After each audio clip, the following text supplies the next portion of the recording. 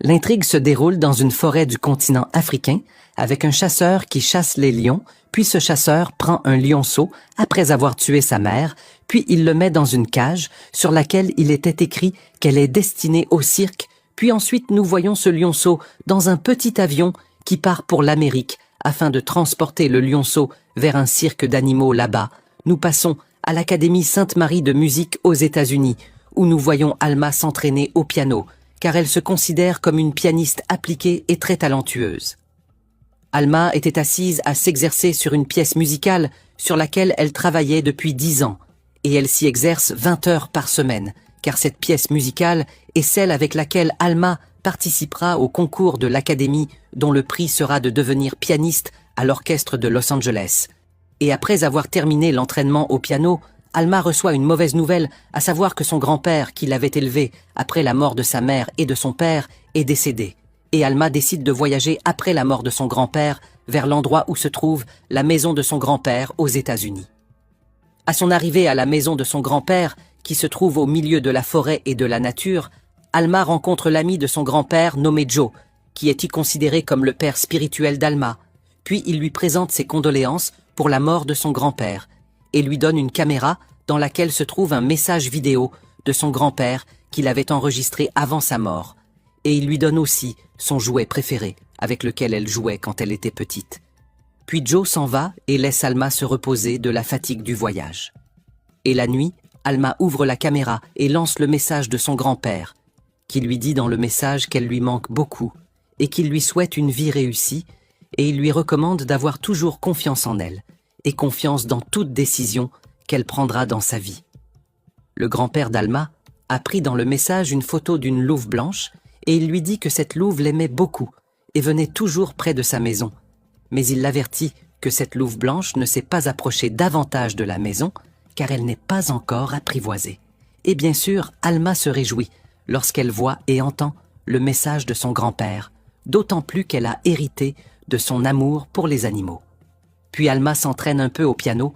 En préparation du concours, nous revenons à nouveau à l'avion qui transporte le lionceau et qui, en raison du mauvais temps, subit une forte tempête. Et c'est pourquoi le pilote ne parvient pas à demander du secours, car l'avion s'écrase au milieu de la forêt et précisément dans la zone qui relève de la propriété du grand-père d'Alma. La chance du lionceau fut bonne car sa cage tombe sur un nid d'aigle posé sur une branche et cela le protège de la violence de l'impact et il n'est pas blessé, tandis qu'Alma sort pour marcher un peu dans la forêt après avoir pris avec elle une veste appartenant à son grand-père, car le temps est froid, et au même moment, il y a 2 hommes dans la forêt qui sont des traceurs nommés Ellie et Charles, et ils courent et poursuivent la louve blanche, et ils ont un fusil anesthésiant, après lui avoir tendu un piège pour l'attraper, mais elle leur a échappé, et s'est enfuie et eux la poursuivent, et la suivent grâce à un dispositif de suivi attaché autour de son cou. Ellie et Charles sont à l'origine considérés comme des personnes qui protègent la faune propre aux loups. Ils ne veulent pas chasser la louve blanche parce qu'ils sont des chasseurs d'animaux.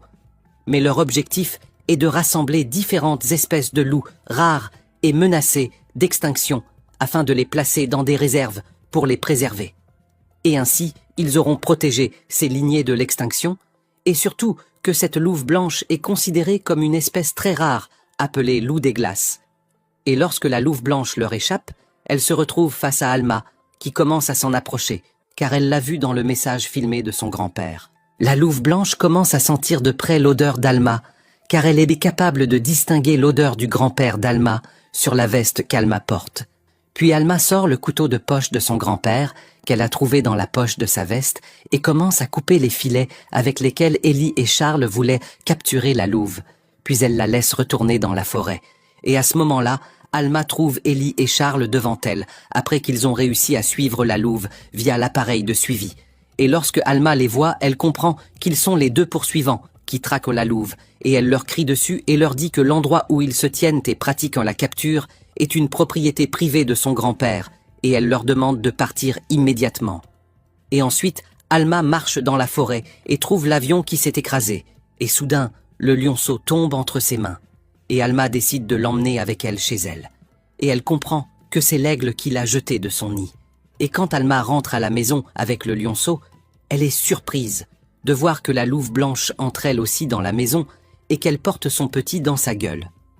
Alors Alma sent qu'elle s'est retrouvée embarquée avec le lionceau et le petit de la louve ensemble. Et quand Joe vient chez elle, Alma lui dit qu'elle a essayé de le joindre plusieurs fois, mais que son téléphone est indisponible.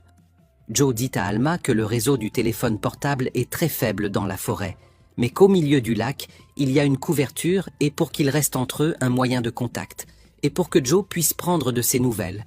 Il lui donne un appareil radio pour communiquer entre eux. Puis Alma demande à Joe de venir avec elle pour voir quelque chose, et Joe entre avec elle dans la maison. Et Alma lui montre le lionceau qu'elle a trouvé, et elle lui montre aussi la louve blanche et son petit. Mais Joe lui dit qu'elle doit les remettre aux gardes forestiers, car ce sont eux qui sont responsables de la faune dans la forêt. Et Joe l'avertit que la présence de ces animaux chez elle va lui causer beaucoup d'ennuis, car le cirque cherchera certainement le lionceau.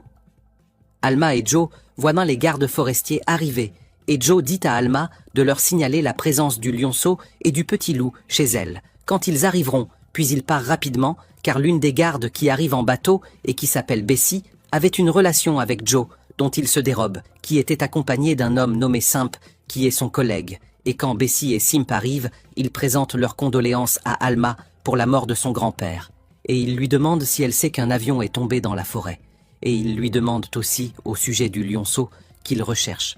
Et Alma leur dit qu'elle est au courant de l'avion, et qu'elle est très peinée, mais elle leur ment et leur dit qu'elle ne sait rien de ce lionceau et qu'elle ne l'a pas vu.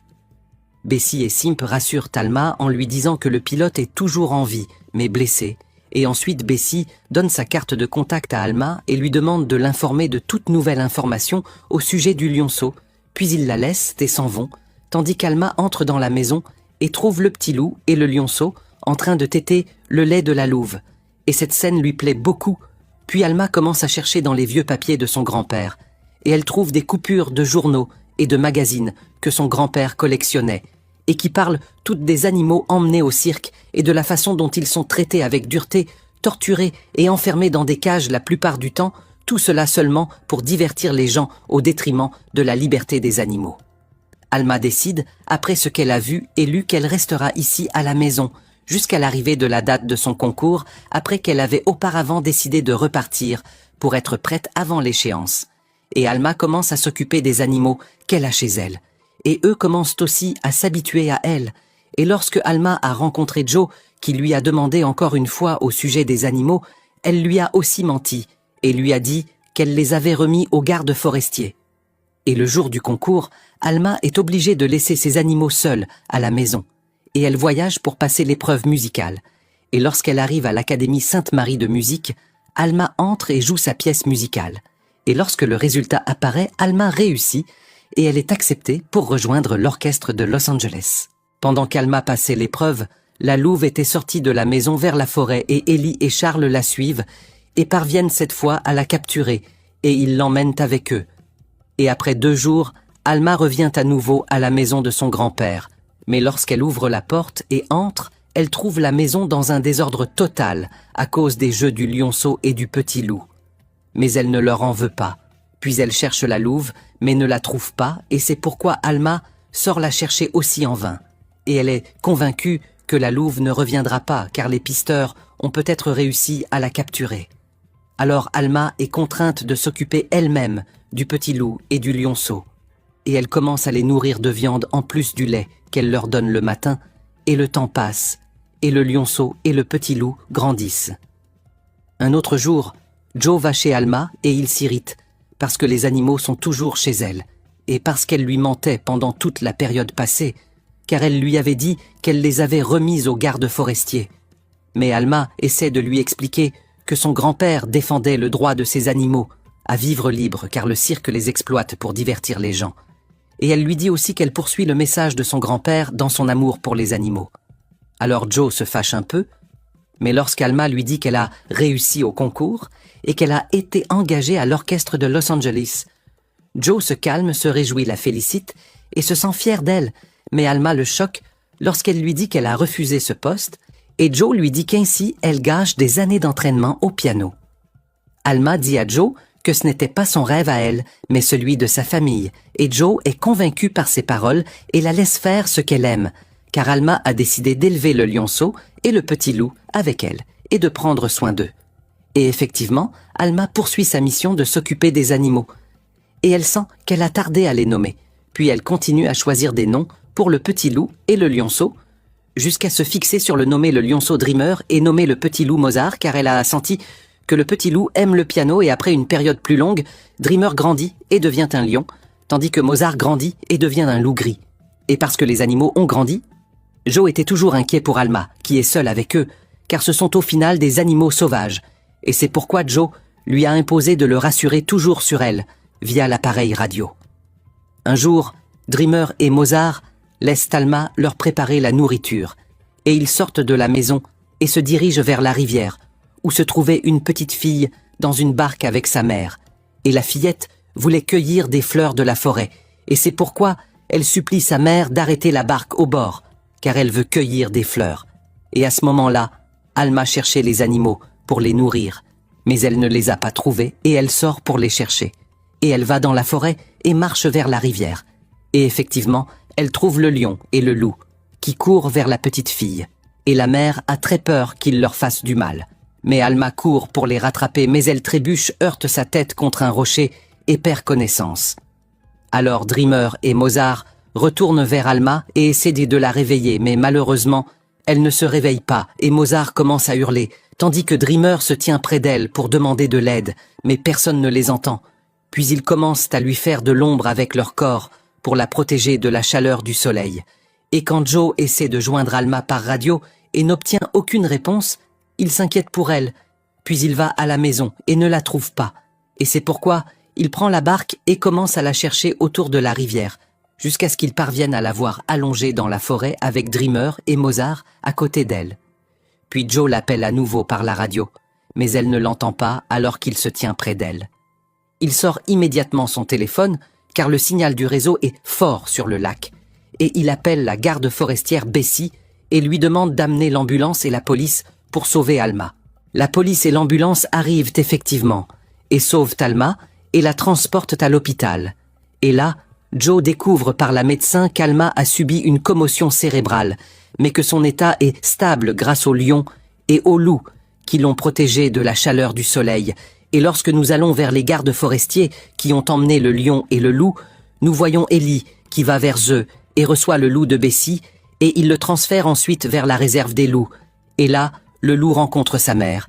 Et en même temps, le propriétaire du cirque nommé Alan vient avec son fils Rafa chez les gardes forestiers, et il reçoit de là aussi le lion Dreamer. Et ils l'emmènent ensuite au cirque, alors qu'Alan croyait qu'il était mort dans l'accident d'avion, tandis qu'Alma se réveille du coma et demande à Joe au sujet de ses animaux. Joe dit à Alma la vérité et lui dit que les gardes forestiers ont pris le loup Mozart et le lion Dreamer d'eux, et Alma se fâche et a l'impression de les avoir perdus pour toujours. Et après un certain temps, Alma était assise dans sa chambre à l'hôpital, et elle se souvenait de Dreamer et de Mozart. Et elle se rappelait aussi les paroles de son grand-père qui voulait qu'elle fasse la chose qu'elle aime, et elle voit que c'est juste. Et Alma décide de s'enfuir de l'hôpital et d'appeler Joe pour qu'il la retrouve à la porte de l'hôpital. Et effectivement, elle s'habille et sort sans que personne ne la remarque. Puis elle part avec Joe vers le bureau des gardes forestiers et elle demande le lion et le loup. Mais Bessie dit à Alma que cette affaire ne la concerne plus, car ils ont remis le loup et le lion aux entités qui s'en occuperont. Et elle lui rappelle aussi que Alma est exposée à des poursuites légales pour avoir détenu ces animaux. Alma se fâche et sort avec Joe, et à ce moment-là, elle déduit que c'est peut-être Ellie qui a pris le loup, puis elle sort sa carte qu'il lui avait donnée, et elle l'appelle pour lui demander au sujet du loup. Et Ellie lui dit que le loup est au meilleur de sa forme et dans son milieu naturel, et qu'il s'occupe bien de lui. Puis Ellie commence à se moquer d'elle, et lui dit que le loup ne peut pas être élevé dans une maison. Mais Alma ignore ces paroles, car l'important pour elle est qu'elle soit rassurée sur le loup Mozart, tandis qu'il lui reste à se rassurer sur le lion Dreamer. Puis Alma commence à passer par tous les endroits de cirque à la recherche de Dreamer, mais elle ne le trouve pas. Et un autre jour, le loup Mozart s'échappe de la réserve, où il se trouve en creusant sous la clôture de la réserve, puis il va vers le cirque en s'appuyant sur son odorat puissant. Mozart creuse sous la clôture du cirque, entre et trouve Dreamer à l'intérieur, dans une cage, en attente du responsable de la promotion qui viendra ouvrir la cage à Dreamer. Puis Mozart l'attaque et parvient à aider Dreamer à s'enfuir avec lui par-dessous la clôture. Mais il est surpris que Charles l'appelle et lui dise qu'il a suivi le loup via le collier de suivi autour de son cou. Et la surprise est que le loup est allé au cirque et a libéré le lion de là. Et alors, Ellie sent qu'Alma avait raison et que ses paroles étaient exactes. En même temps, Alan préparait le fusil anesthésiant et il prend son fils Rafa, et avec eux, leur cargaison, et ils sortent pour rechercher le lion avant qu'il ne blesse quelqu'un. Et au même moment, Ellie va vers Alma et lui dit qu'elle avait raison dans tout ce qu'elle a dit, et qu'elle est vraiment la personne la plus appropriée pour s'occuper de ces animaux, car elle a compris leur caractère et leur manière de cohabiter avec les humains, et ils se sont habitués à elle. Puis Alma commence à lui raconter ses souvenirs avec les animaux, et elle lui montre ses photos avec eux. Et Ellie la rassure en lui disant que le loup est avec le lion, maintenant. Et c'est pourquoi ils les retrouveront, certainement, car il a un appareil de suivi qui peut lui déterminer l'emplacement du loup. Puis Alma part avec Ellie pour chercher les animaux. Nous passons au lion Dreamer et au loup Mozart, qui entrent dans un supermarché de la ville et commencent à manger et à boire. Et ils se promènent aussi dans les rues de la ville normalement, et les gens commencent à paniquer et à les signaler, tandis que les journaux télévisés commencent à diffuser la nouvelle qu'un lion et un loup sont en liberté parmi les gens, et la police commence à les rechercher. Et en même temps, Alan et Rafa étaient arrivés à la forêt, et ils ont trouvé Dreamer là-bas. Puis Alan sort le fusil anesthésiant, et il est sur le point de tirer une fléchette sur Dreamer, qui se jette sur lui et le blesse à la jambe. Mais malheureusement, Mozart a été atteint par une fléchette d'endormissement, et il tombe au sol, et alors Rafa enlève le collier du cou de Mozart et met un comprimé dans sa bouche pour l'aider à réduire l'effet de l'anesthésique, car la dose d'anesthésique peut le tuer. Elle est d'une dose destinée à un lion et non à un loup. Alan se relève en boitant avec Rafa, et ils quittent la forêt et vont dans un restaurant où Alan demande une grande quantité de glace pour la mettre sur sa jambe à l'endroit de la blessure, et à ce moment, ils sont rejoints par Ellie et Alma, car l'appareil de suivi les a conduits à eux, mais ils découvrent, par Rafa, que le collier du loup est avec lui. Mais Alan refuse de les aider, puis Rafa sort vers eux après leur départ, et décide d'aller avec eux, pour leur indiquer l'endroit de la forêt où ils ont trouvé le lion et le loup. Alma et ceux qui sont avec elle, et Rafa leur montre l'endroit où il a trouvé les animaux, et il leur montre aussi la fléchette que son père a tirée par erreur sur Mozart. Et Rafa leur dit que le lion était toujours en colère, et que rien ne le calmait, sauf quand il lui mettait de la musique de piano. Et Alma se réjouit de ces paroles, et réalise l'importance de l'influence de la musique même sur les animaux. Et ensuite, ils remontent dans la voiture, et commencent à chercher Dreamer et Mozart dans la forêt, en mettant de la musique de piano dans l'autoradio pour attirer l'attention des animaux. Et effectivement, Dreamer apparaît et Alma descend vers lui et lui demande des nouvelles de Mozart. Dreamer emmène Alma avec lui vers leur cachette au milieu de la forêt. C'est le même endroit où Alma aimait aller jouer avec eux. Et Alma y trouve Mozart et se rassure sur lui. Puis ils marchent à l'intérieur de la cachette et sortent de l'autre côté pour qu'Alma s'échappe avec eux. De la police qui a commencé à encercler la forêt, et ils arrivent directement devant le lac. Mais Dreamer refuse de descendre dans l'eau pour nager, et il décide de repartir pour détourner l'attention de la police et les retarder, tandis que Alma et Mozart traversent le lac à la nage pour s'enfuir ensemble. Et effectivement, Dreamer fait cela tandis qu'Alma descend dans l'eau avec Mozart, et ils commencent à nager. Quand Alma et Mozart atteignent l'autre rive, Alma entend un coup de feu, et elle est attristée car elle comprend que la police a tiré sur Dreamer. Mais elle est surprise de voir Dreamer sortir d'entre les arbres en se dirigeant vers elle. Et Alma se réjouit beaucoup, car elle a réussi à les sauver tous les deux. Et ensuite, elle revient pour élever de nouveau ses animaux, et elle organise une fête et y invite beaucoup de gens. Et les premiers, bien sûr, Joe, Ellie et Charles et Alma, commencent à raconter son histoire sur Dreamer et Mozart, lorsqu'ils étaient petits, puis elle joue un peu de piano.